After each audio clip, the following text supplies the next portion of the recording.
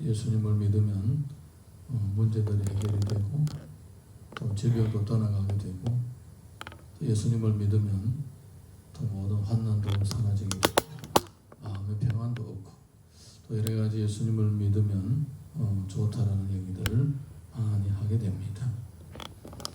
한 아픈 사람에게는 약이 필요합니다. 아픈 사람에게는 약이 필요하고 또 그 약이 너무나도 먹기 힘들면 또 어떤 사람들은 아픈데도 불구하고 약 먹기가 힘들어서 약을 먹지 못하는 경우도 있습니다. 그래서 이제 현실의 고통 가운데서 지나치게 어렵고 힘든 사람에게는 보통 일반적인 방법보다도 그 사람에게만 필요한 얘기를 해줘야 됩니다. 현실 문제를 해결하기 위하여. 그래서 이제 보고 얘기를 많이 하게 됩니다. 일상적인 삶의 생활에 필요한 얘기를 더 많이 하게 됩니다. 그런데 건강한 사람에게는 자꾸 약을 먹이면 오히려 그 약이 독이 될 수가 있습니다. 적당하게 비타민이라든가 가끔 있다가 힘들 때에 보약이 필요한 거지 계속 약을 먹으면 오히려 그 사람의 건강을 해치는 것입니다.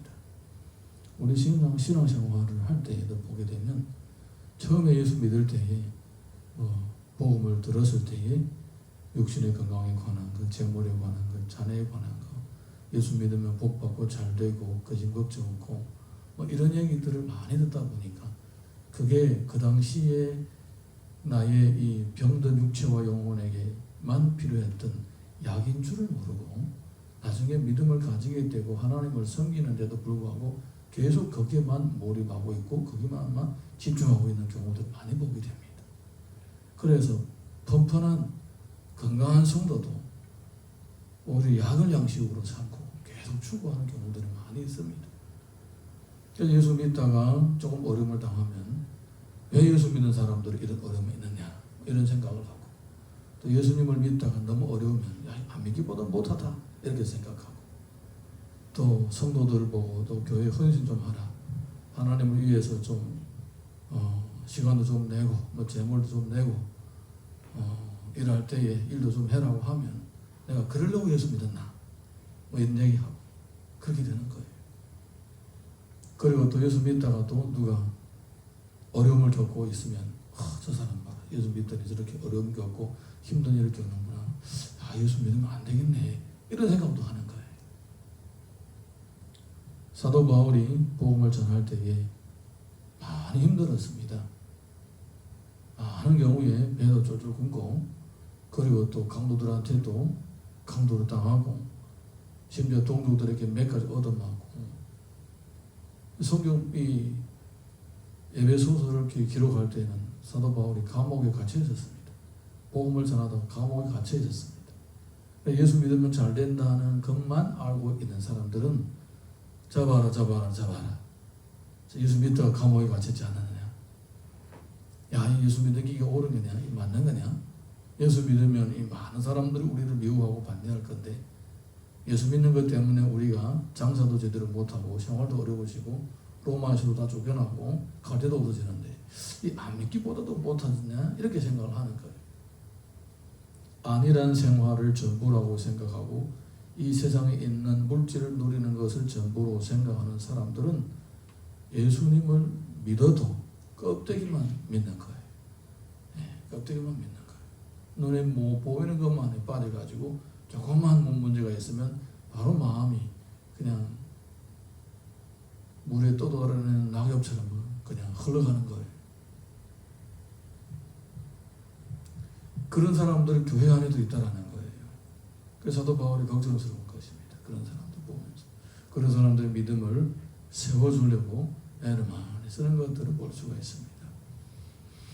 오늘 우리 본문의 말씀 1절에서 4절 한번 읽어보겠습니다. 시작.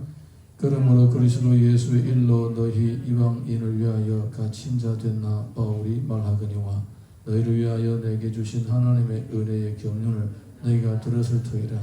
곧 계시로 내게 비밀을 알게 하신 것은 내가 먼저 간단히 기록한 것 같으니 그것을 읽으면 내가 그리스도의 비밀을 깨달은 것을 너희가 알 수 있으리라.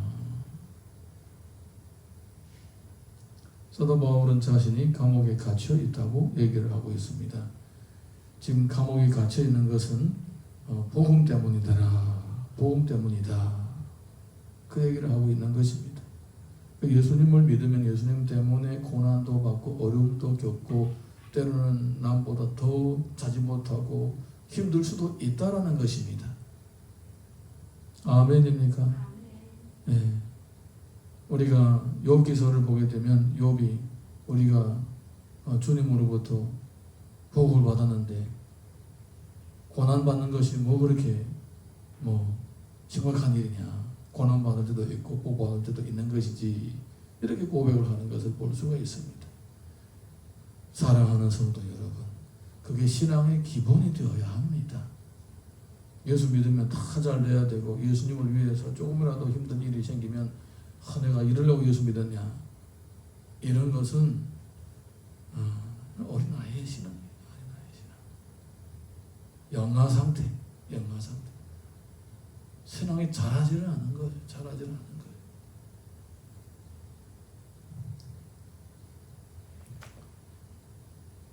신앙이 조금만 자라도 뭔가 주를 위해서 헌신하는 자체가, 그게 바로 우리의 행복이라는 것을 바로 깨달을 거예요. 아이를 키워보게 되면, 아이를 키워보신 분들은 아시겠지만 벌써 아이가 2-3살 되면 때로는 부모가 몸에게 좀 자기도 흉내낸다고 부모한테 줍니다. 먹으라고 주고. 그리고 또 병원 놀이하면 와가지고 약도 먹여주고 아픈 거 진단도 해주고 그럽니다. 자기가 그걸 보고 자랐기 때문에 자신도 그렇게 헌신하고 누군가를 위해서 뭘 하려고 하는 것을 볼 수가 있습니다. 그게 정상이에요. 정상. 주님으로부터 한량없는 은혜를 받았는데, 주님으로부터 영원한 구원을 받았는데, 잠시 잠깐 육체에 갇혀 있으면서 살아가는 동안에 육체 어려움을 조금 당하는 것이, 오히려 그것이 그렇지 않아도 내가 주를 위해서 할 것도 없는데 내가 뭘 해서 주를 위해 주를 기쁘시게 드릴까 고민 중인데, 이 정도 고난과 어려움은 아무것도 아닌 거예요. 할렐루야. 디모데후서 2장 9절 보게 되면 복음으로 말미암아 내가 죄인과 같이 매이는 때까지 고난을 받았으나 하나님의 말씀은 매이지 아니하니라. 내가 지금 이렇게 고난당하고 감옥에 갇히는 것은 결코 복음의 앞길을 막는 것이 아니다, 그 말입니다. 일부분 사람들은 저렇게 예수 믿어도 잘 돼야 될 텐데, 그래야 다른 사람들도 보고 잘 되는 거 보고 예수 믿을 텐데, 예수 믿고 감옥에 갇히면 누가 예수 믿겠냐? 걱정하지 마라 이거예요. 걱정하지 마라 이거예요. 복음은 매이지 않는다라는 겁니다. 하나님의 일에는 지장이 없다라는 겁니다. 복음을 위해 고난을 당하게 되면 오히려 복음의 진보에 유익이 되는 것입니다. 왜냐하면 그게 참된 예수 그리스도의 모습을 나타내는 바른 경로이기 때문입니다. 이어서 5절에서 6절 읽습니다. 시작. 이제 그의 거룩한 사도들과 선지자들에게 성령으로 나타내신 것 같이 다른 세대에서는 사람의 아들들에게 알리지 아니하셨으니, 이는 이방인들이 복음으로 말미암아 그리스도 예수 안에서 함께 상속자가 되고 함께 지체가 되고 함께 약속에 참여하는 자가 됨이라. 누구든지 예수 그리스도를 믿으면 그와 함께 상속자가 된다라는 것입니다. 갈라디아서 3장 14절 보게 되면 이는 그리스도 예수 안에서 아브라함의 복이 이방인에게 미치게 하고 또 우리로 하여금 믿음으로 말미암아 성령의 약속을 받게 하려 함이라. 유대인이든지 이방인이든지 예수 그리스도를 믿으면 아브라함의 복을 받고 또 그리스도와 함께 하나님 나라의 상속자가 됩니다. 이것이 바로 복음입니다. 이것이 바로 복음입니다. 이것이 바로 복음의 핵심입니다. 그리스도를 위해 조금이라도 고난을 받으면 마치 큰일 난 것처럼, 내가 잘못 믿은 것처럼 그렇게 생각하지 말라는 것입니다. 오히려 그것이 하나님의 나라를 상속받고 있다는 확실한 증거입니다. 7절에서 9절 읽습니다. 시작. 이 복음을 위하여 그의 능력이 역사하시는 대로 내게 주신 하나님의 은혜의 선물을 따라 내가 일꾼이 되었노라.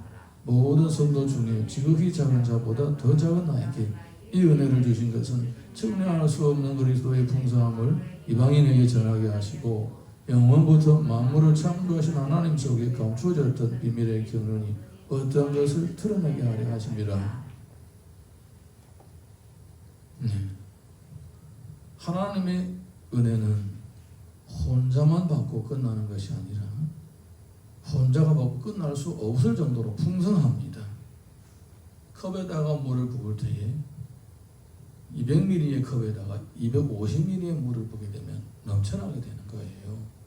그래서 물을 흘려버리지 않으려면 다른 산에다가 부어야 되는 거예요. 하나님의 은혜가 내게 100ml가 필요하다면 하나님 그 이상으로 넘치게 채워주십니다. 그래서 우리가 다른 사람들과 나눠야 하나님의 은혜를 낭비하지 않게 되는 것입니다. 요한복음 10장 10절 보게 되면 도둑이 오는 것은 도둑질하고 죽이고 멸망시키는 것뿐이요 내가 온 것은 양으로 생명을 얻게 하고 더 풍성히 얻게 하려는 것이라. 주님은 자신을 믿는 모든 사람들에게 풍성한 생명을 주시고 그리고 더 풍성하게 하려는 것입니다. 넘치고 넘치고 또 넘치게 채워주시겠다는 말씀입니다. 나 지금 이것도 모자라고 저것도 모자라고 그런데요. 이미 하나님께서 은혜를 부어주셨습니다. 모자란 것만 바라봐서 그런 거예요. 맞습니까? 내가 부족한 것만 바라보게 되면 항상 부족한 거예요. 하나님께서 이미 우리들에게 주신 것이 얼마나 많습니까? 저는 외모에 대한 컴플렉스가 참 많아요. 그런데 많은 분들이 저를 또 지금은 그런 분들이 많지 않지만 20대, 30대까지만 해도 저를 잘생겼다고 하는 사람이 많았어요. 근데 그게 무슨 말인지 몰랐어요. 내가 뭐 잘생겼다고 이것도 싫고 저것도 싫고 외모에 컴플렉스 많은데 나중에 보니까 내가 본 것은 마음에 안 든 부분만 계속 보고 있었기 때문에 내 외모가 불만스러운 거예요. 그런데 보니까 잘생긴 부분이 있더라고요. 그러니까 항상 못생긴 부분만 내가 못났다라고 생각하는 부분만 바라보니까 불만스러운 거예요. 이 전체의 균형이 깨지는 것입니다. 그렇지만은 잘 보니까 그래도 잘생긴 부분도 많습니다. 30대만 해도 지금처럼 이렇게 살이 많지 않고 턱선도 살아있고 그렇더라고요. 보니까 그래서 사람들이 옛날에 20대 30대 사진을 보면 그래서 사람들이 나보고 잘생겼다고 했구나. 연예인들의 모습이 약간 있구나. 연예인처럼 못됐지만은 될 수 없지만 그래도 조금씩은 그런 비슷한 모습도 있구나. 그런 생각했습니다. 지금은 외모에 대한 컴플렉스가 없습니다. 왜냐하면 하나님께서 보여주셨기 때문에 사람 못난 부분만 보지 말고 또 잘난 부분도 있다. 그래서 외모에 대한 컴플렉스는 없습니다. 우리 인생을 보는 것도 마찬가지입니다. 우리가 하나를 알면 10개를 깨우쳐야 되지 않겠습니까? 그래서 인생을 바라볼 때도 마찬가지입니다. 나에게 부족한 부분도 많지만은 하나님께서 얼마나 많은 부분들을 채워주셨습니까? 할렐루야. 그래서 우리가 우리 인생을 과거를 지나온 세월들을 돌아보게 되면 주님이 주신 은혜가 자꾸 넘쳤다니까요. 내게 100ml가 필요할 때에 90ml를 주시는 분이 아닙니다. 2%만 모자라게 98ml를 주시는 분이 아닙니다. 훨씬 더 차고 넘치게 남에게 나눠줘도 풍성할 정도로 이미 은혜를 주신 것입니다. 꼭 기억하시기 바랍니다. 그리고 이후에도 내가 주를 위해서 헌신하고자 할 때에 필요하면 또 넘치게 줘주시는 것입니다. 그래서 더 풍성히 얻게 하겠다. 주께서 말씀하신 것입니다. 10절에서 12절 우리 이어서 읽겠습니다. 시작. 이는 이제 교회로 말미암아 하늘에 있는 통치자들과 권세들에게 하나님의 각종 지혜를 알게 하려 하심이니 곧 영원부터 우리 주 그리스도 예수 안에서 예정하신 뜻대로 하신 것이라. 우리가 그 안에서 그를 믿음으로 말미암아 담대함과 확신을 가지고 하나님께 나아감을 얻느니라. 이렇게 하나님께서는 부족하고 연약한 성도들이 주를 위해서 살게 하심으로 이 공동체를 통하여 하나님의 지혜를 전파하는 것입니다. 고린도전서 1장 21절 보게 되면 하나님의 지혜에 있어서는 이 세상이 자기 지혜로 하나님을 알지 못함으로 하나님께서 전도에 미련한 것으로 믿는 자들을 구원하시기를 기뻐하셨도다. 이 전도에 미련한 것이 뭡니까? 바로 주님과 동행하는 것입니다. 주님과 동행하는 삶에는 잘 되는 것만 있는 것이 아닙니다. 고난도 있는 거예요. 그래서 예수님께서 제자들을 보고 너희 십자가를 지고 나를 따르라고 하신 것입니다. 십자가를 지고 주님을 따를 때에만이 진정한 복음의 능력이 나타나는 것입니다. 예수님이 평소에 복음을 전하시고 병자들을 치료하시고 많은 사람들로부터 이 추대를 받을 때에는 로마인들에게는 아무런 감동을 주지 못했습니다. 그런데 예수님께서 십자가에 못 박혀 죽으실 때에 옆에서 감독하던 로마인의 백부장이 이 사람이 참으로 하나님의 아들이었도다라고 감탄을 합니다. 그 자리에서 예수님을 하나님의 아들이라고 고백을 하는 거예요. 여러분, 이 로마 백부장이 예수님으로부터 뭐 병치료를 받았습니까? 아니면 무슨 도움을 받았습니까? 그냥 그 모습을 보고 마음이 열린 거예요. 이분이 진짜 하나님의 아들이었도다라고 고백을 하는 거예요. 또 좀 더 극단적인 예를 보게 되면 나오미가 아들 둘이를 장가 보내고 나서 얼마 되지 않아서 아들 둘이 다 죽었습니다. 그리고 며느리 둘만 남았습니다. 나중에 고향으로 돌아갈 때에 룻만 남았습니다. 저쪽 며느리 오르반가요? 뭐 고르반가요? 네, 오르반 것 같아요. 떠나버렸습니다. 그리고 이 룻이 하는 말이 나는 어머니와 함께 가겠다라고 합니다. 어머니의 백성이 나의 백성이 되고 어머니의 하나님이 나의 하나님이 되고 어머니가 장사되는 곳에 나도 묻히기를 원합니다. 라고 신앙 고백을 합니다.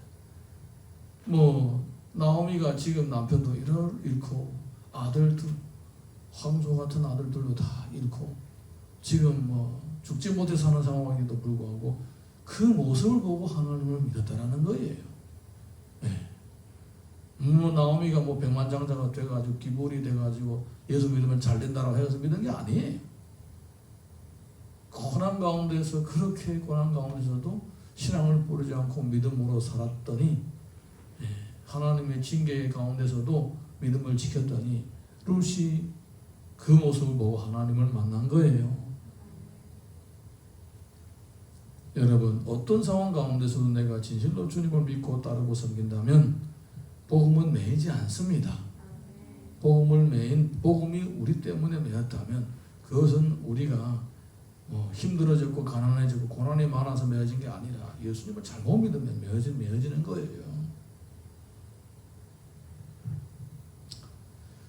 13절 읽겠습니다. 시작. 그러므로 너희에게 구하노니 너희를 위한 나의 여러 환난에 대하여 낙심하지 말라. 이는 너희의 영광이니라. 복음을 위해 고난받는 것은 복음을 위해 고난받는 일꾼들은 교회의 자랑입니다. 오히려 저렇게 어렵고 힘들어도 끝까지 믿음을 지키는 모습을 봐라.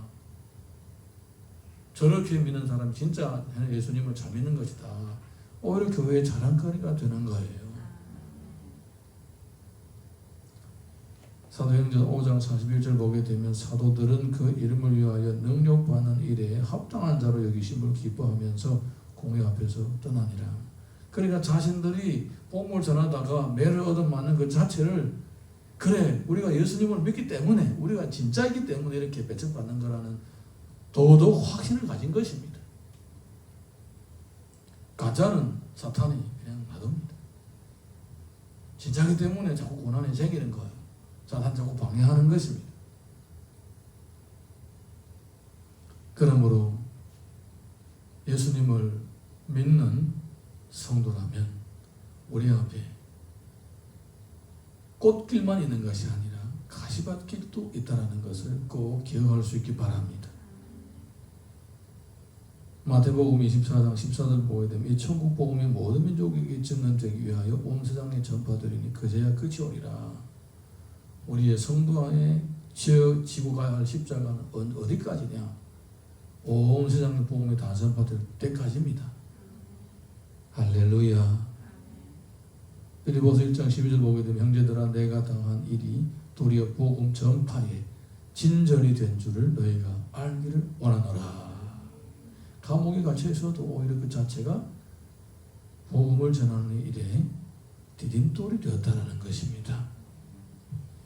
디모데후서 1장 8절 보게 되면 그러므로 너는 내가 우리 주를 증언함과 또 주를 위하여 갇힌 자 된 나를 부끄러워하지 말고 오직 하나님의 능력을 따라 복음과 함께 고난을 받으라. 복음과 함께 고난을 받으라. 큰 깨달음의 길을 주님 이름으로 축복합니다. 우리 찬양 하나 부르고 함께 기도하겠습니다.